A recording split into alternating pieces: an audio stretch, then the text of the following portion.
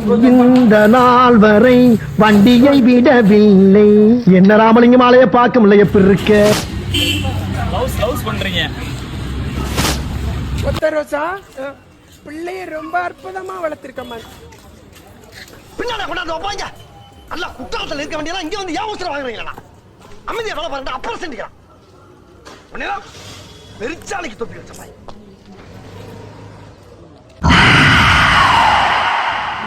எந்த நிலைமையில் இருக்கும் ஷூட்டிங் நேரம்?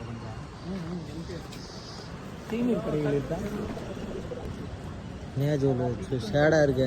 இப்படி ஷேடாக இருந்தால் என்னையா ஒன்றுமே பண்ண முடியாதுயா.